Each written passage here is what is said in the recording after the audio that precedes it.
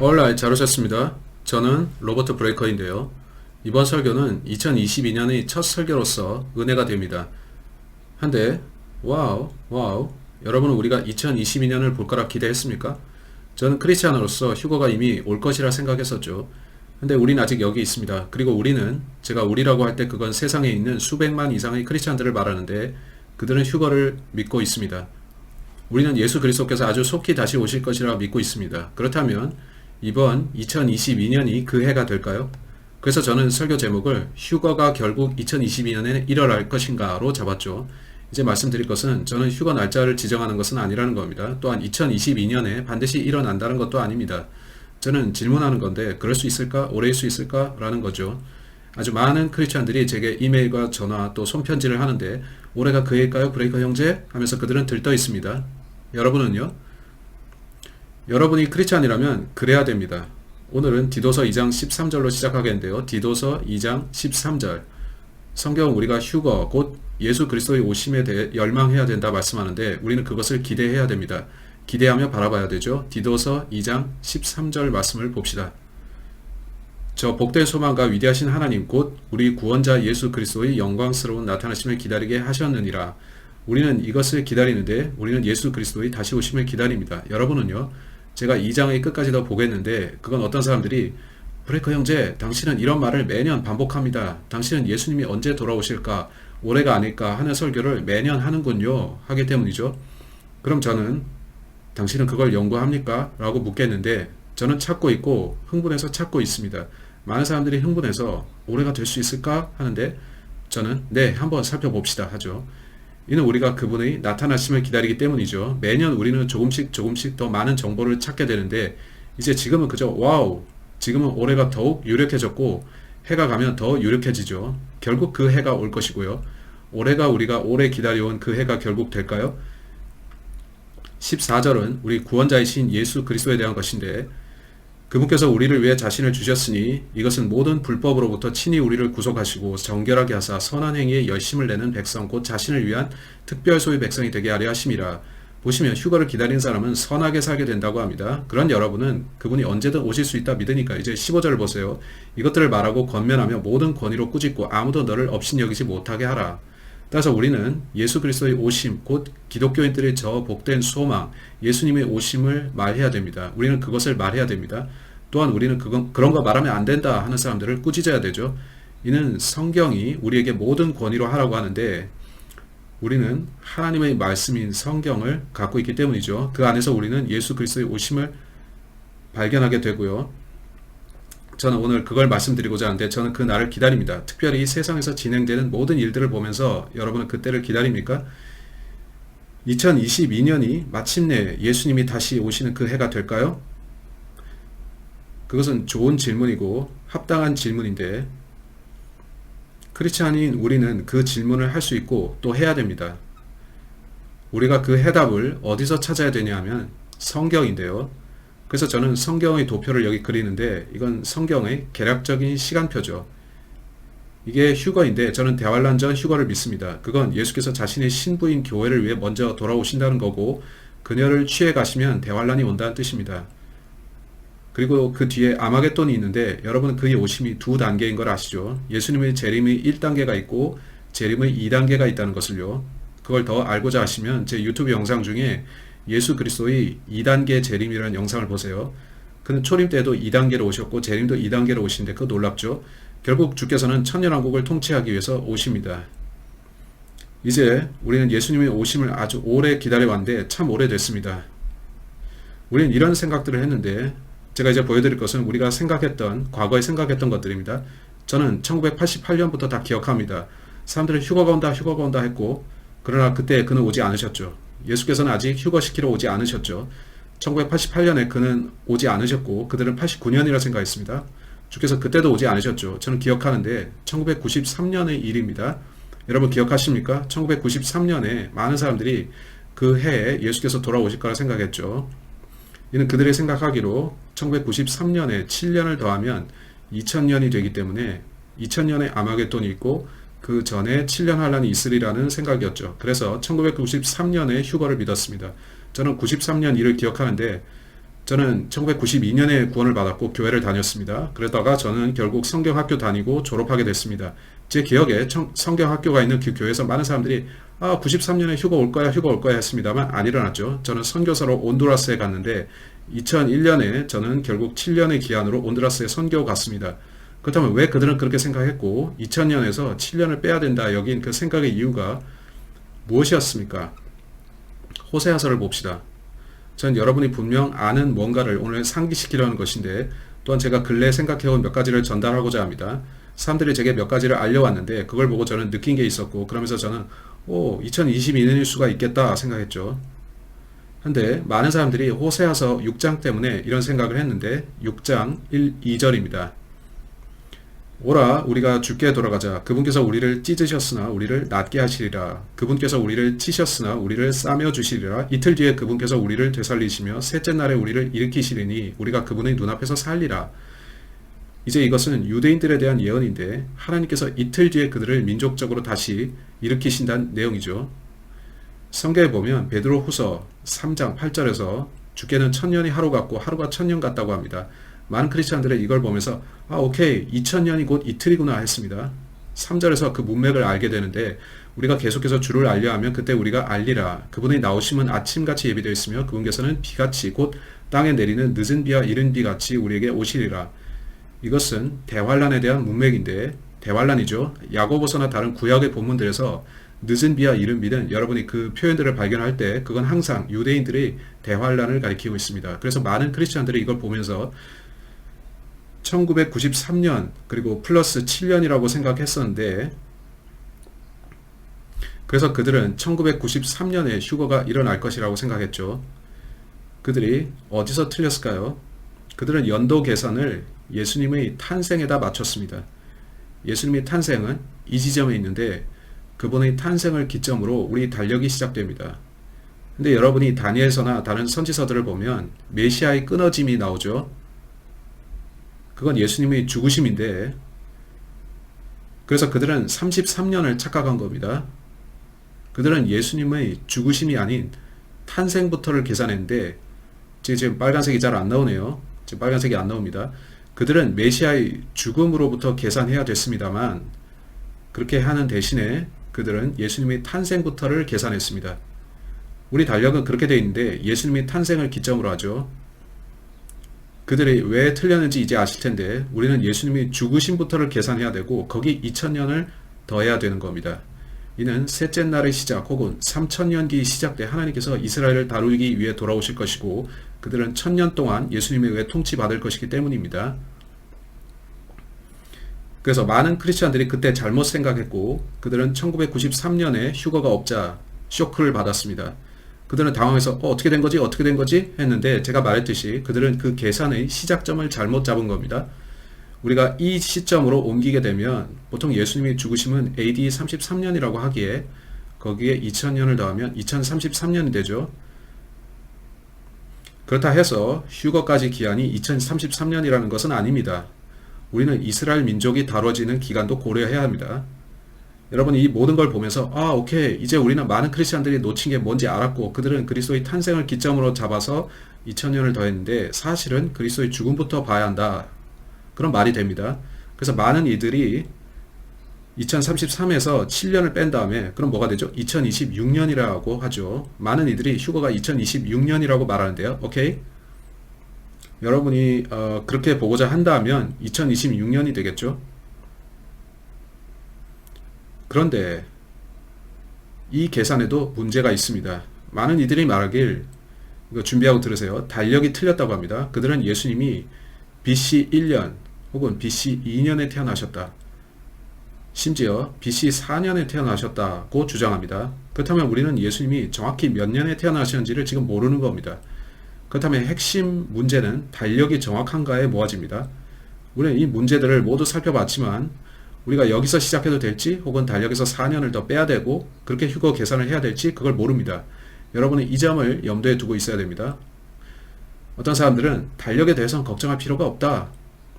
이스라엘이 현대에 건국된 그 출발일로부터 계산하면 된다 합니다.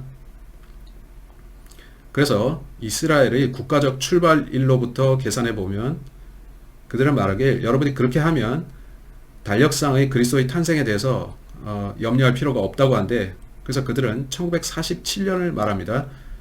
또 혹자는 1948년을 말하고 이제 또 일부는 1949년이라고 합니다. 그 이유를 말씀드리자면 거기에 세 개의 다른 날짜들이 있기 때문이죠.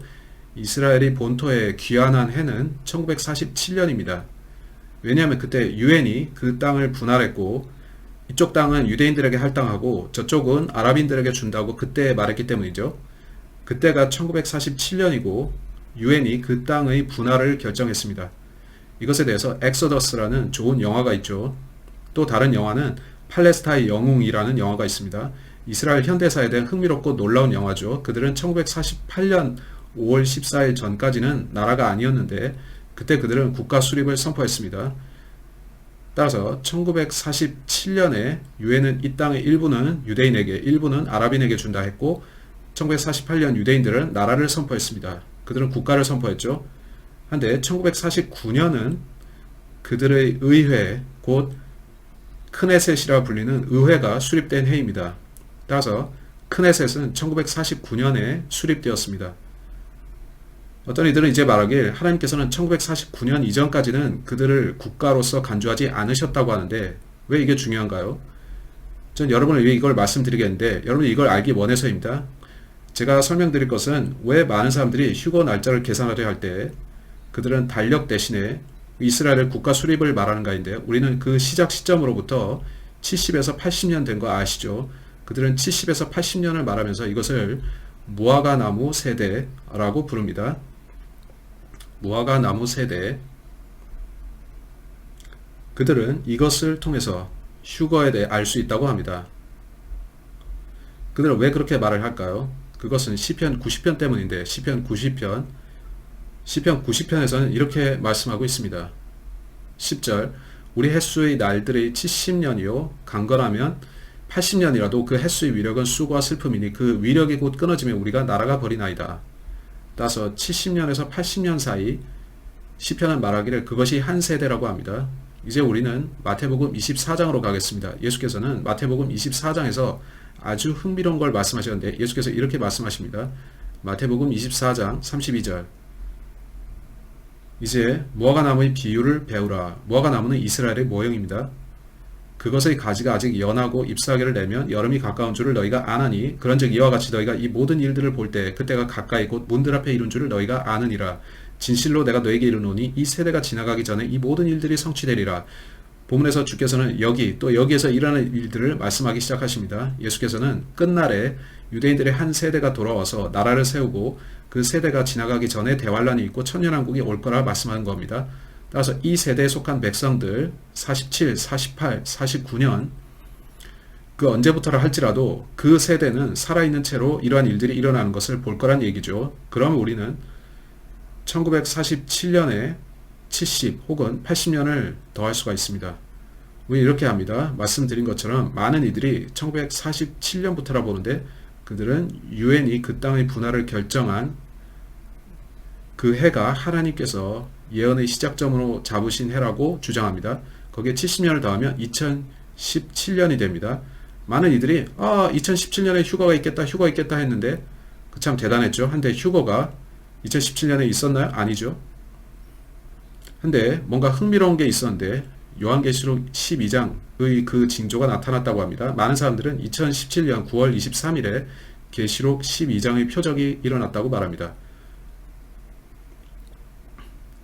어쩌면 그럴 수도 있죠. 그게 맞다면 성경은 표적들이 유대인들에게 속했다고 하므로 그 표적은 유대인들에게 헤이 유대인들아 준비해라 이런 일들이 곧 있을 것이다. 그 일들이 속히 일어날 것이다. 미리 알려준 것이죠. 전 그게 흥미롭다 생각합니다. 어떤 이들은 노 47년 아니다. 1948년이다. 하는데 1948년에 70년 더하면 어느 해가 되죠? 2018년이죠.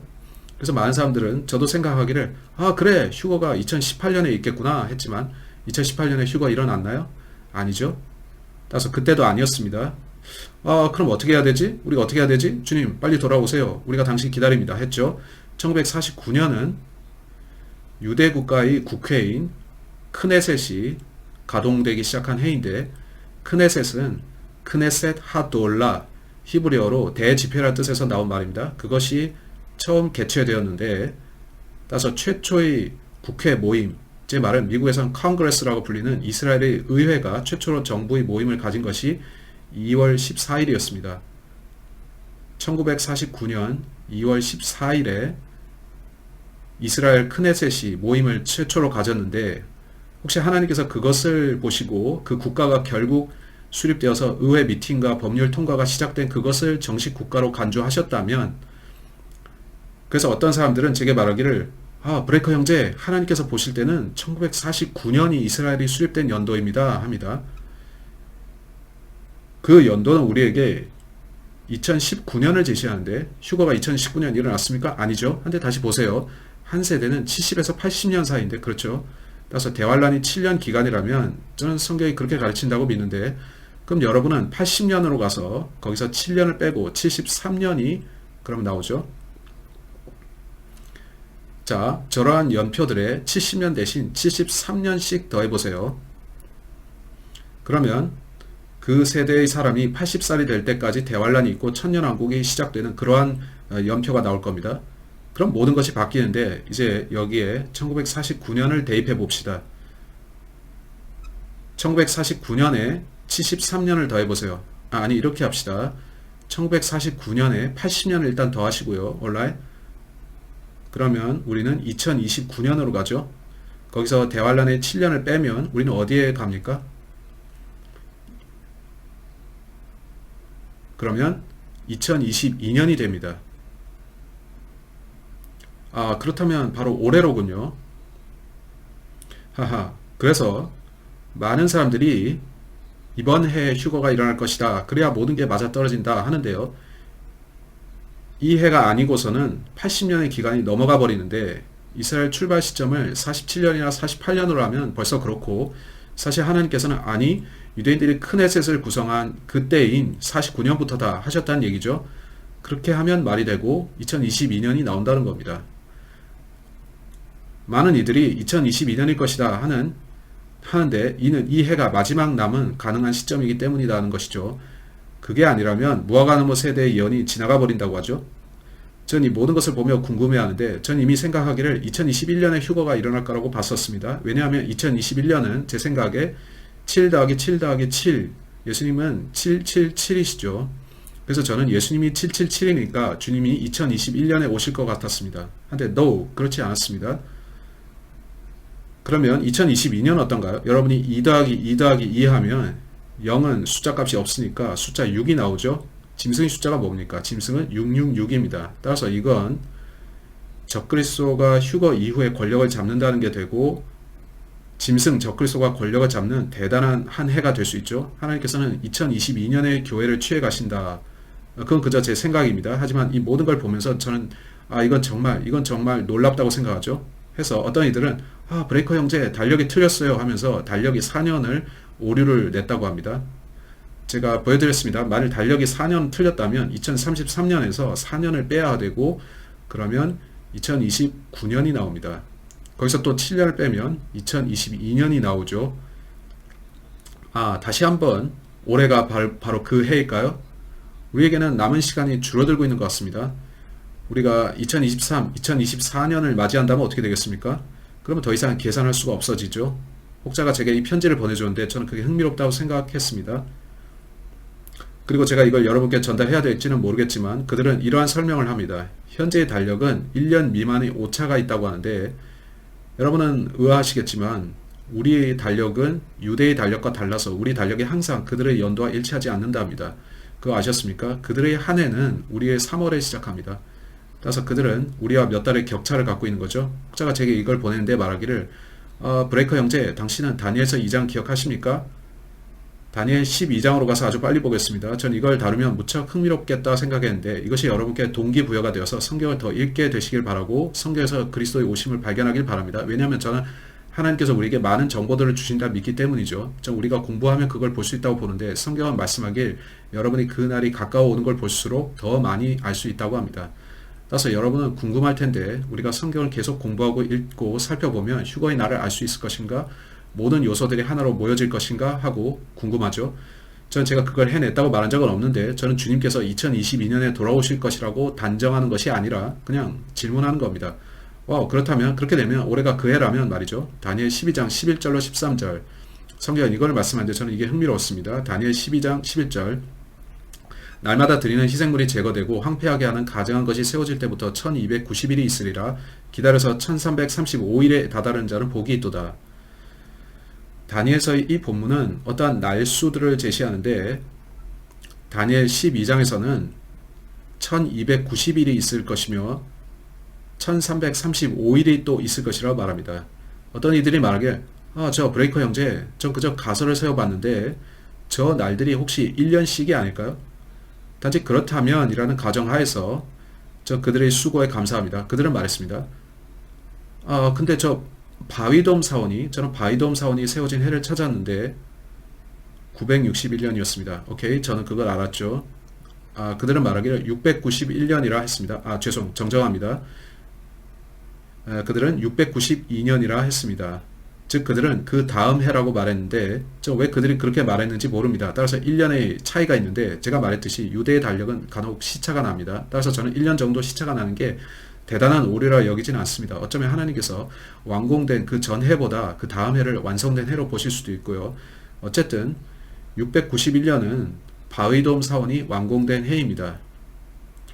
여러분이 이스라엘과 그들의 역사에 대해 아신다면 바위돔 사원이라 불리는 건물이 거기 세워져 있는 거 아시죠? 무슬림들이 그걸 세웠는데 그들은 원래 성전이 있던 곳으로 추정되는 위치에 그걸 세웠습니다. 어떤 사람들은 아니 그 위치 아니다 하는데 어쨌든 바위돔 사원이 거기에 있기에 그 이후로 유대인들의 제사가 드려지지 못했고 성전도 세워지지 못했습니다. 그들은 말하길 만일 멸망이 가증한 것이 저 사원 건물을 의미한다면 하면서 또 만일 저는 제가 산수를 올바로 했기를 바라는데 만일 제가 말했듯이 그들은 692년을 기점으로 합니다. 거기에 1290년을 더하면 그러면 결과값이 어떻게 나오겠습니까? 1982년이 나옵니다. 이렇게 1982년이 나오는데 1982년에 이스라엘에 어떤 일이 있었습니까? 무척 흥미롭게도 저는 흥미로운 걸 찾았는데 그 해는 갈릴리 지역 혹은 레바논 전쟁이 있었던 해입니다. 보통 사람들은 1차 레바논 전쟁이라고 부르는데요. 오케이, 흥미롭죠? 그들은 말하길 우리가 거기에 또 40년을 더할 수 있다고 합니다. 이는 40이 시험의 기간을 뜻하는 숫자이기 때문이랍니다. 따라서 하나님께서는 레바논 전쟁의 결과로 인한 큰 평화로 유대인들을 연단하신 것이죠. 그 종점은 2022년인데 이건 순전히 우연이라고 치고요. 오케이. 우리가 2090년을 가산하는 대신 1335년을 더하면 어떻게 되죠? 1335년을 더하면 어떻게 됩니까? 우리는 2027년을 만납니다. 오케이. 2029년과 약간 시차가 있죠. 한데 우리가 2027을 취해서 거기서 7을 빼면 2020이 나오죠. 성경은 1335일에 이르는 자에게는 복이 있다고 하는데 1335년을 더하면 2027년이 됩니다. 제가 말한 것처럼 되게 인터넷에서는 아니다. 691년에 완공되었다. 그때가 바위돔이 완공될 때이다 하는데 하지만 그것이 그때 완공되었을지라도 하나님께서는 보통 완전한 한 해를 카운팅하시고 따라서 그는 그 다음 해부터를 완전히 한 해로 보셨을 수 있고 그러면 692년이 됩니다. 그렇다면 이것들을 다 조합해 볼 때 무엇을 가리키는가? 와우, 2022. 저는 흥미롭게도 전 더 이상 모르겠지만 혹자가 보내준 이 사실이 제겐 흥미 있었습니다. 따라서 우리는 이스라엘 건국으로부터의 증거와 다니엘서 성경, 다니엘서의 본문이요. 그리고 셋째로 우리는 슈미타를 보는데 슈미타 말이죠.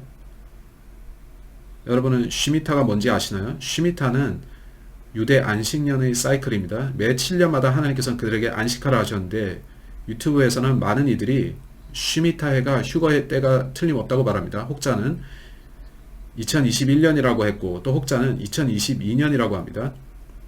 이는 많은 이들이 2021년을 슈미타해라고 말한다는 건데 어쩌면 아닐 수도 있습니다.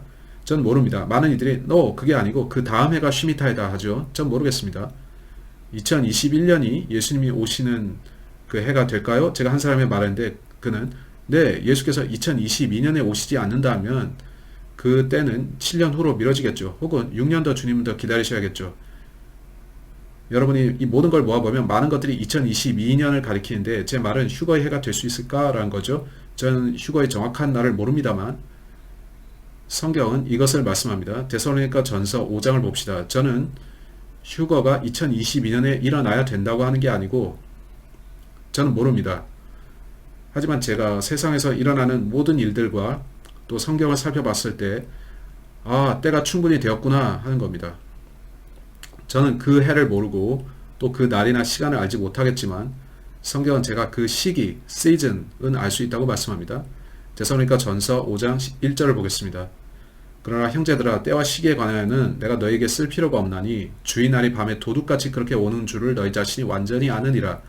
그들이 평안하다 안전하다 하고 말할 때 아이벤 여자에게 해산의 고통이 닥치는 것 같이 갑작스러운 파멸이 그들에게 닥치나니 그들이 피하지 못하리라. 그러나 형제들아 너희는 어둠 속에 있지 아니하므로 그 날이 도둑같이 너희를 덮치지 못하리라. 성경 기자는 여러분이 어둠 속에 있지 않다고 합니다.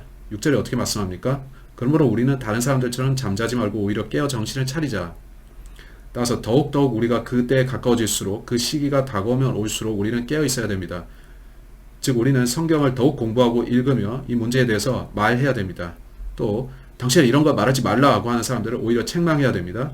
왜냐하면 우리의 주님이자 구원자이신 예수 그리스도께서 오시는 것은 우리의 복된 소망이기 때문이죠. 따라서 시즌이 나오고 또 평화 안전이 나오죠.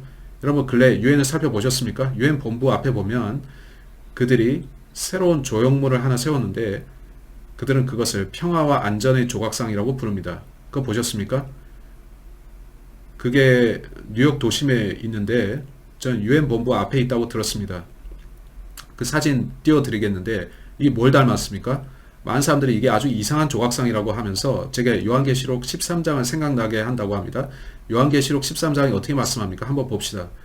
여러분 이 사진의 형상을 보시면서도 아무 생각이 안 나신다면 계시록 13장 2절 보시겠습니다.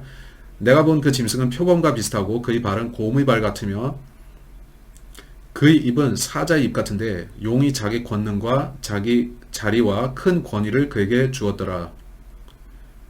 유엔이 여러분 앞에 보여주는 저 형상이 표범의 몸, 곰의 발, 사자의 입을 가진 그런 짐승인데 여러분은 저건 글쎄 저건 뭐라고 할지 하겠지만 그 명칭이 Peace and Security Statue입니다. 여러분은 저거 할지라도 저게 정말 우연이라고 생각합니까? 그렇다면 이건 역사상 가장 대단한 우연의 일치겠군요. 혹은 성경이 진실이고 성경이 이루어지고 있다는 거죠. 예언들이 이루어지기 시작하는 건데 저는 항상 그렇게 믿어왔습니다. 여러분이 성경을 따르고 있다면 올바른 편에 서신 것을 알아야 합니다. 아멘. 여러분이 확인할 수 있는 또 다른 것들이 별들입니다. 많은 사람들이 그렇게 하고 있는데 특별히 9월 23일의 징조 이래로 그렇게 합니다. 많은 사람들이 말하길 제가 별들을 관찰하는데 저는 별들의 근거에서 휴거가 이러이러한 날에 있을 것이라고 믿습니다 하죠. 물론 그런 것을 주의하셔야 하는데 아주 조심해야만 합니다. 저는 별들에 지나치게 집중하지 않는데 거기에는 아주 의심스러운 게 많기 때문이죠. 여러분은 그런 분야에 너무 빠지게 되면 소위 점성술을 믿을 수 있습니다. 그러나 별들을 관찰하는 게 틀린 건 아닌데 하나님께서는 그것들을 그러라고 배치해 놓으셨습니다. 주께서는 성경에 그걸 말씀하셨는데 창세기 1장 14절 하나님께서 이르시되 하늘의 궁창에 광채들이 있어 밤에서 낮을 나누고 그것들은 표적들과 계절들과 날들과 해들을 나타내라. 따라서 별들은 표적들을 위해 있습니다. 이유가 있어서 거기에 그것들이 있는데 하나님께서는 나는 전지전능한 지적인 창조주인 것을 보라. 나는 이 모든 것들을 계시해 놓았고 앞으로 일어날 일들을 여기에 보여주었다. 일식 월식도 그러하다 하시죠. 예수님께서 태어나실 때 하늘에는 별이 떠 있었는데 별들은 표적들을 위해 있고 누가 표적들을 기다립니까? 성경은 유대인들이 표적을 찾는다고 말합니다. 그런데 2017년 9월 23일의 이 하늘에 나타난 표적은 우연인지 이스라엘 건국과 70주년으로 일치했습니다. 그 시작점을 그 땅의 분할로 잡는다면 말이죠. 여러분은 전능하신 창조주께서 하늘에 이러한 별들을 보여주심으로 뭔가 계시하셨다고 생각합니까? 네. 그것들은 표적들과 또 날들을 나타내려고 있습니다. 네. 하지만 전 여러분께 그것에 너무 깊이 빠지지는 말라고 충고하는데 저는 그것보다는 성경을 믿습니다. 많은 사람들은 성경보다 그런 것들을 중시하는데 그러면 안 됩니다. 성경에 밀착해 있어야 됩니다. 그리고 우리는 또한 상징들을 봅니다. 상징들. 그리고 2년 전에 예수님께서 사셨던 갈릴리에서 발견된 것인데 그거는 혼인식과 관련된 풍습입니다. 그것은 갈릴리 지방에서 남녀가 결혼을 앞두게 되면 하는 관례가 있었다는 겁니다. 그들이 따르던 관습은 이러했다고 합니다. 한 청년이 처녀를 보고 마음에 들면 자기 아버지를 찾아갑니다. 그는 아버지에게 저는 저 여자를 원하고 그녀와 결혼하겠습니다. 부친은 처녀의 아버지에게 가서 내 아들이 당신 딸을 좋아한답니다. 그들이 결혼할 수 있도록 우리 한번 의논해 봅시다 하죠. 갈릴리 풍습은 모든 그와 관련된 사람들이 갈릴리 도시에 모여서 남자가 여자에게 포도주 잔을 주고 성경적으로 거기에 포도 주스가 담겨 있죠. 포도즙은 피를 상징하기 때문이죠. 그는 그녀에게 이 잔을 건넵니다. 그리고 그는 당신 저와 결혼하겠습니까? 하죠.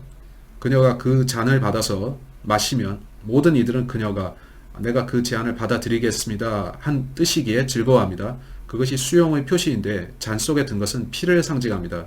실제로는 아니지만 상징적으로 그건 내가 당신에게 나의 생명을 건네주는데 그러면 당신은 그 피를 신뢰하겠는가는 뜻입니다. 여러분 그걸 생각하면 흥분되는데 그건 당신이 구원받지 않았다면 피를 믿지 않아서이고 그리스도의 피의 대속을 믿으라 그러면 구원받는다는 의미도 되기 때문입니다. 그녀가 그 잔을 받으면 그녀는 거절할 수도 있는데 잔을 그 자리에서 바닥에 쏟을 수도 있습니다. 원하지 않으면요. 하지만 그러지 않고 잔을 받아 마시면 그와 그녀는 각자 집으로 갑니다. 남자의 아버지는 아들에게 오케이 너 집을 지어라. 집을 다 지으면 네가 가서 신부를 데려올 날을 내가 알려주마 합니다. 즉 아버지는 그 날을 알고 있는데 성경은 예수께서 여기에 계실 때 어떤 사람도 그 날과 시를 알지 못한다 말씀하셨다라고 합니다. 하지만 그가 하늘에 가셨을 때에는 이제 계시록을 통해 아버지 말씀을 내가 너에게 보여준다 하셨고 그건 예수께서 자신이 결혼 날짜를 이제 아신다는 게 되겠죠. 여러분이 성경을 알고 교회가 그리스도의 신부인 걸 아신다면 또 우리가 아직 결혼하지 않은 것을 아신다면 이제 고린도후서 11장으로 가서 성경이 그리스도의 신부에 대해 하는 말씀을 보여드리죠. 구원받을 때 우리는 그 스페인어로 노비아 그건 피앙세에 해당하는 뜻인데 온라인 어린 양의 혼인잔치가 언제 있습니까? 우리가 휴가받은 다음에 있습니다. 고린도후서 11장 2절에서 바울이 말하기를 내가 하나님께 속한 질투로 너희에 대해 질투하노니 이는 내가 너희를 순결한 한 처녀로 그리스도께 드리기 위해 너희를 한 남편과 정혼시켰기 때문이라. 어떤 사람들의 가르침처럼 휴거가 대환란 중간이나 혹은 끝 무렵에 있다면 어떻게 순결한 한 처녀로 바쳐지겠습니까? 그렇다면 적그리스도가 신부를 먼저 차지하고 그녀를 더럽혔을 텐데 그녀는 더 이상 한 순결한 처녀가 아니게 될 겁니다. 그녀가 혹시 짐승의 표를 받는다면 구원까지 잃어버리게 될 텐데 그러면 이 말씀은 무효가 되죠. 따라서 어떻게 되는 거냐면 신랑은 가서 자기 집을 짓고 그 후에 아버지가 지금이다 그녀 데려와라 하면 그는 가서 그녀를 데려오는데 따라서 그녀는 전혀 알지 못하면서 집에서 대기하는 겁니다. 언제 그가 올까 하면 말이죠. 그녀의 모든 동기들 친구들이 옆에서 그가 오늘 밤 오지 않을까? 그가 정말 오늘 밤 오지 않을까? 하고 말하지 않겠습니까? 그녀가 그 날을 고대하고 기다리고 열망하지 않겠으며 참을성 있게 곧 자기 남편이 될 남자를 기다리지 않겠습니까? 그녀는 그를 사랑하기에 그와 결혼하고 싶고 또 그날을 기다립니다. 어쩌면 그 남자는 조용히 심부름꾼을 보내서 내 아버지께서 화요일이라고 하셨어 라고 소식을 미리 전하지 않을까요? 그녀는 화요일이래 하고 기뻐하다가 쉬 소문내지마 하면서 그녀는 그 날을 알고 있을 수도 있죠. 혹은 그가 갑자기 나타나고 그녀는 그때를 모르고 있을 수도 있고요. 어느 쪽이든 그녀는 흥분해 있을 것이고 우리는 이 유형을 예수께서 요한복음 14장에서 하신 것으로 알 수 있죠. 말씀으로 알 수 있죠. 전 여러분께 묻는데 당신은 예수 그리스도의 오심에 대해 흥분해 있습니까? 그가 당신의 신랑으로서 오시고 당신은 그의 신부가 될 텐데 당신이 구원받았다면 그와 결혼할 겁니다. 당신은 그것에 흥분해 있습니까? 그래야 맞겠죠. 예수께서 요한복음 14장 1절에서 말씀하십니다. 너희는 마음에 근심하지 말라. 하나님을 믿고 또한 나를 믿으라. 내 아버지 집에 거할 곳이 많도다. 그렇지 않으면 내가 너희에게 말해 주었으리라. 내가 너희를 위해 처소를 예비하러 가노니. 이것은 그분이 집을 예비하신다는 그러한 유형입니다. 3절을 보세요. 가서 너희를 위해 처소를 예비하면 내가 다시 와서 너희를 내게로 받아들여 내가 있는 곳 거기에 너희도 있게 하리라. 내가 어디로 가는지 너희가 알고 그 길을 너희가 아느니라 하시니 도마가 그분께 이르되 주여 주께서 어디로 가시는지 우리가 알지 못하는데 어찌 그 길을 알 수 있나이까 하매 아십니까? 저기 어떤 사람들은 구원의 길을 알지 못하는데 그들은 예수께서 오실 때 휴거 받을 수 있는 방법을 모릅니다. 6절에 예수님이 말씀합니다. 예수님께서 그에게 이르시되 내가 곧 길이요 진리요 생명이니 나를 통하지 않고서는 아무도 아버지께 오지 못하느니라. 따라서 여러분은 예수 그리스도께 와야 되는데 구원 받으셨습니까? 제가 오늘 가르친 것을 가능한 신속히 여기에 써놨는데 이건 사람들이 휴거에 대해 과거에 생각했던 것들이고 혹자는 1993년이라고 생각했죠. 그들은 우리 달력의 그리스도 탄생으로부터 2000년이 지나면 그때가 올 거라고 봤는데 그건 틀렸습니다. 이제 우리는 그리스도의 죽음으로부터 계산하는데 그건 대략 AD 33년이라고 하고 그래서 2033년을 넘어가지는 않는데 거기서 7년을 빼면 2026년이죠. 휴거가 오고 7년 대환란이 오기 위해서 말이죠. 제가 볼 때 2026년 이전에 휴거는 일어나야 됩니다. 근데 사람들은 달력에 4년의 오차가 있다고 말합니다. 그렇다면 우리는 2022년을 보는데 지금 우리는 거기에 이미 와 있습니다. 아주 좋은 때인 쉬미타해 곧 안식년입니다. 이제 우리는 곧 결혼을 하게 될 텐데 모든 것이 제자리에 맞춰지고 있습니다. 그것이 이 해일까요? 저 모릅니다. 오직 예수님만이 그가 언제 오실지 아시는데 하지만 저는 주께서 우리에게 많은 단서들을 주신다고 믿습니다. 여러분은 갈릴리의 여인이 결혼하기 전에 자기 예비 남편이 부르러 오기 전에 단서 좀 주세요. 단서 좀. 이번 주? 다음 주? 하고 물어봤을 것 같지 않습니까? 알려줄 수가 없어. 저는 그들이 분명 연애 편지를 교환했을 것이고 그가 분명 어떤 단서들을 줬을 거라고 봅니다. 제가 성경을 보니 보세요. 그분께서 뭔가 보여주시죠. 1291, 1335일 이러한 숫자들을 우리에게 주셨는데 70년에서 80년 또 주셨고 성경에는 예수님이 오실 때에 대한 많은 단서들이 있습니다. 우리가 그때를 압축해서 결국 날과 시까지 알 수 있을까요? 많은 사람들은 no 하는데 여러분이 계시록 3장으로 가서 보시면 좀 다르게 생각할 수 있는 게 나옵니다. 계시록 3장 3절 그러므로 내가 어떻게 받았고 들었는지 기억하며 굳게 붙잡고 회개하라. 그러므로 만일 내가 깨어있지 아니하면 내가 도둑같이 내게 가리니 내가 어느 시각에 내게 갈지 내가 알지 못하리라. 깨어있지 않으면 당신은 우리 예수께서 언제 오실지 알지 못한답니다. 그 반대로 보자면 당신이 깨어있으면 그 시각을 알 수도 있다는 것이겠죠. 저는 하나님께서 이 책 성경 안에 많은 것들을 넣어두셨다고 믿습니다. 분명 있을 건데 분명 휴거의 날짜도 이 안에 있긴 하겠죠. 지금 저는 모르지만요. 한데 대단할 것 같지 않습니까? 대단하지 않겠습니까? 그 해가 올해라면 말이죠. 휴거가 2022년에 일어난다면 신나지 않겠습니까? 우리 크리스찬들 중 다수가 갈 준비가 되어 있습니다. 왜냐하면 지금 세상은 신속히 반기독교적인 분위기로 가고 있기 때문이죠. 직설적으로 말해서 그렇습니다. 적그리스도는 크리스찬들을 원치 않는데 대환란 기간 중에 그는 예수를 믿는 사람들의 목을 칠 겁니다. 그래서 지금 구원을 받는 것이 중요한 겁니다. 당신은 구원 받으셨습니까? 죄사함을 받기 위해 예수님께 나아오셨습니까? 어린 양의 피로 죄들의 씻음을 받았습니까? 복음은 고린도전서 15장 1절로 4절에 나오는데 그건 그리스도께서 성경대로 어떻게 우리 죄들을 위해 죽으셨는가, 성경대로 그가 장사되고 셋째 날에 부활하셨다는 것이고, 로마서 3장 25절은 여러분이 그 피를 믿어야 된다. 그것에 대한 믿음을 가져야 된다고 합니다. 그리스도의 피의 대속에 대한 믿음이 죄들을 용서하고 구원하기 때문입니다. 로마서 5장 11절은 대속을 받아들이라고 하고 있는데 그건 마치 여인이 포도주잔을 받아 마시면서 저는 청혼을 받아들입니다. 그런 말과 같습니다. 그건 당신을 제 남편으로 받아들입니다 하는 건데 구원은 그리스도의 피를 믿고 받아들이면서 저는 당신이 하신 일과 당신을 믿겠습니다 하는 것이죠. 그는 자신이 다시 오셔서 구원을 받은 당신을 집으로 데려가겠다고 약속하셨습니다. 바울의 말로 오늘 마치겠는데 고린도전서 1장 저는 논쟁을 원하지 않고 그러고 싶은 마음은 없으며 이 영상을 통해 논란과 다툼을 원하지는 않는데 여러분의 기대감을 오히려 일으키고 싶습니다. 제가 이 영상을 만든 이유는 질문을 하려고 하기 때문인데 첫째, 당신 구원 받았습니까? 당신은 휴거 받겠습니까? 둘째, 당신은 휴거를 기다립니까? 셋째, 당신은 휴거에 준비되어 있습니까? 저는 준비 완료되어 있고 그분의 곧 오심을 기다립니다. 고린도전서 1장 4절 예수 그리스도로 말미암아 너희에게 주어진 하나님의 은혜로 인해 내가 너희를 대신하여 항상 나의 하나님께 감사하노라. 너희가 그분에 의해 모든 일, 즉 모든 말과 모든 지식에 풍성하게 되었으니 우리가 성경에서 더 많이 배울수록 우린 더 많이 말하고 이것들에 대해 발설하며 사람들에게 경고할 의무가 있습니다.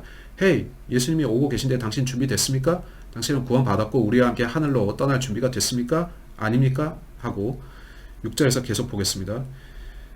이것은 곧 그리스도의 증언이 너희 안에서 굳게 세워진 바와 같도다. 이로써 너희가 어떤 선물에도 뒤처지지 아니하며 우리 주 예수 그리스도의 오심을 기다리고 있는데 저는 우리 주 예수 그리스도의 오심을 기다리고 있습니다. 당신은 어떻습니까? 8절에서 10절까지 더 읽겠습니다. 그분께서 또한 너희를 끝까지 견고하게 하사 우리 주 예수 그리스도의 날에 너희가 책망받을 것이 없게 하시리라. 너희를 부르사 자신의 아들 예수 그리스도 우리 주와 교제하게 하시는 하나님은 신실하시도다. 형제들아, 이제 내가 우리 주 예수 그리스도의 이름으로 너희에게 간청하노니 너희는 다 같은 것을 말하고 너희 가운데 분쟁이 없게 하며 같은 생각과 같은 판단 안에서 완전히 함께 결합하라. 여러분은 예수님이 다시 오실 것을 바랍니까? 어떤 사람들은 말하기를 당신 이런 얘기하면 안 됩니다. 누구도 그 때를 모르는데 당신이 이런 문제를 말할 권리가 없습니다 하죠. 아닙니다. 성경은 이것을 말하라. 또 같은 생각을 가지라고 했습니다. 우리 시간을 써서 형제들 간에 불화를 일으키려 하면 안 되겠고요. 그 대신 우리 시간을 다른 사람들을 돕는데 복음을 전파하여 혼들이 구원받게 하는데 사람들에게 경고하고 또 그들에게 말하길 헤이 저는 당신을 사랑합니다. 당신이 저처럼 하늘에 가려면 이걸 알아야 됩니다. 그런데 써야 됩니다. 교회 휴거가 아주 가까이 왔고 당신에게 예수님이 필요한데 그를 믿어야 휴거 받습니다. 해야 되죠. 이는 앞으로 있을 일이 아주 두렵기 때문이죠. 저는 여러분에게 이 메시지가 은혜가 되었기를 바라는데 구원을 받지 못하셨다면 빨리 구원 받으시고 구원 받으신 분은 계속 깨어서 성경을 공부하고 읽으십시오. 이는 우리가 가까이 와 있고 그때 가까이 와 있고 예수님의 오심이 아주 가깝기 때문입니다.